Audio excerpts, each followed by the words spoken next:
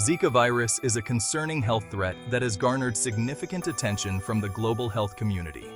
It is spread primarily through the bite of infected Aedes mosquitoes, which are known for their aggressive daytime biting habits. These mosquitoes are most active during daylight hours, particularly in the early morning and late afternoon. Zika can also be transmitted through sexual contact, making it important to practice safe sex, especially if you or your partner have traveled to areas with Zika outbreaks. It can pass from a pregnant woman to her fetus, potentially causing serious birth defects such as microcephaly, where the baby's head is smaller than expected. In rare cases, Zika spreads through blood transfusions, highlighting the need for stringent blood screening processes. Zika virus was first discovered in 1947 in rhesus monkeys in the Zika forest of Uganda.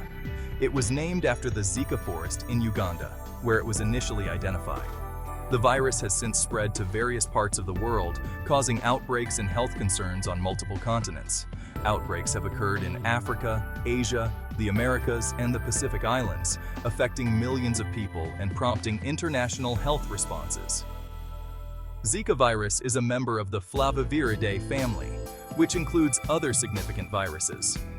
This family also includes dengue, yellow fever, and West Nile viruses, all of which are transmitted by mosquitoes and can cause serious health issues. The virus is closely related to the Spondwini virus, another mosquito-borne virus, underscoring the importance of mosquito control in preventing these diseases. Zika virus infection often causes mild symptoms. Many people infected with Zika show no symptoms at all. When symptoms do appear, they typically last for a few days to a week. The most common symptom of Zika is fever. Other symptoms include rash, joint pain, and conjunctivitis, also known as red eyes. Muscle pain and headache are also possible. Because Zika symptoms are often mild, many people don't realize they have the virus. This can contribute to its spread, as infected individuals may unknowingly transmit the virus to others through mosquito bites. Zika virus poses a serious risk during pregnancy. It can cause a birth defect called congenital Zika syndrome. This syndrome can lead to severe health problems for babies. Congenital Zika syndrome can cause microcephaly. This is a condition where a baby's head is smaller than expected. Babies with microcephaly may experience developmental delays. Other birth defects associated with congenital Zika syndrome include eye problems, hearing loss, and impaired growth. The virus can also lead to miscarriage, stillbirth, or death shortly after birth. In rare cases, Zika virus infection can lead to Guillain-Barré syndrome, or GBS. GBS is a serious autoimmune disorder. It affects the nervous system and can cause muscle weakness and paralysis. GBS occurs when the body's immune system attacks the peripheral nerves. These nerves connect the brain and spinal cord to the rest of the body. The exact cause of GBS is unknown, but it is often triggered by an infection. Symptoms of GBS typically begin with weakness and tingling in the extremities.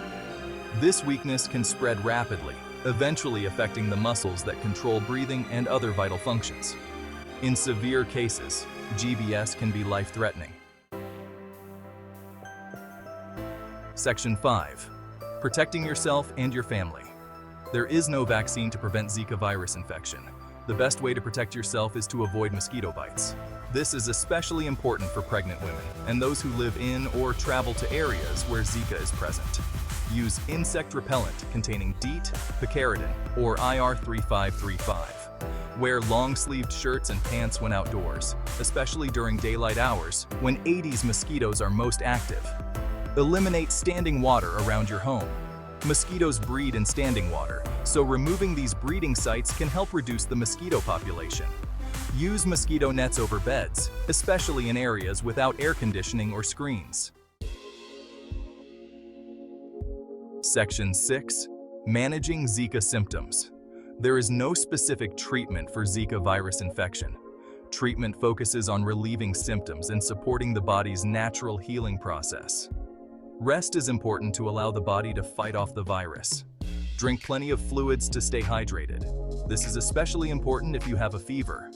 Over-the-counter pain relievers, such as acetaminophen or ibuprofen, can help reduce fever and relieve pain.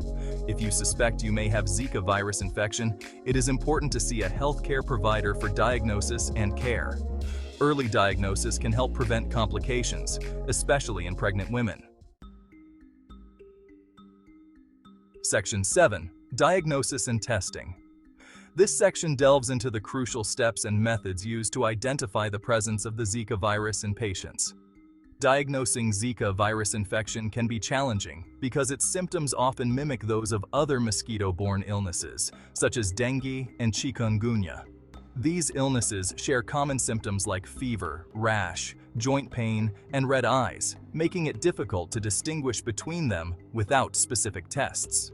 Healthcare providers rely on a combination of factors to make a diagnosis. They consider the patient's symptoms, medical history, and potential exposure to mosquitoes in areas where Zika is prevalent. A thorough medical history and physical exam are essential. The doctor will carefully examine the patient, looking for signs that are characteristic of Zika virus infection.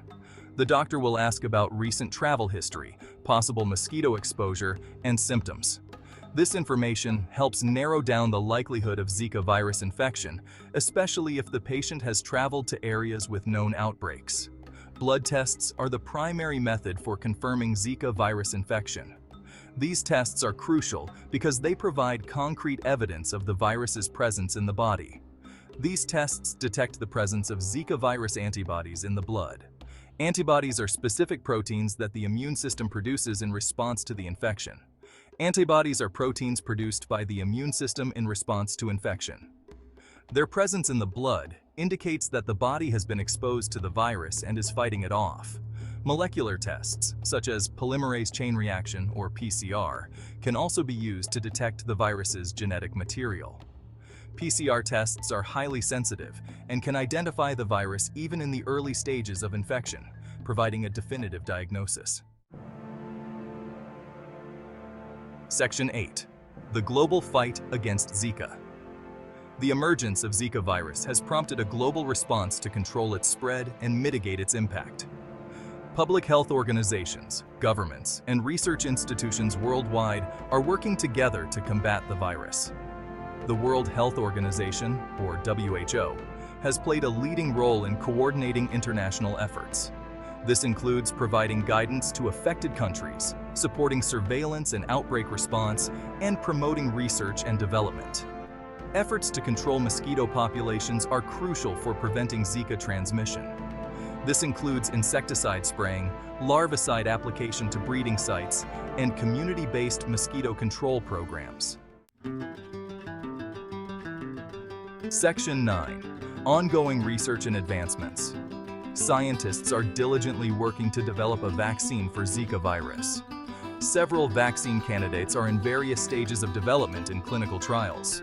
These vaccines aim to stimulate the immune system to produce antibodies that protect against Zika infection. Researchers are also exploring new methods for controlling mosquito populations. This includes genetic modification techniques to reduce mosquito lifespan or make them resistant to the Zika virus. Furthermore, scientists are investigating the long-term effects of Zika virus infection, particularly on children born with congenital Zika syndrome. Understanding the virus's long-term impact is crucial for developing effective treatments and support systems for affected individuals. Section 10. Staying informed and seeking guidance. In today's interconnected world, staying informed and seeking guidance is more important than ever. Staying informed about Zika virus is crucial for protecting yourself and your family.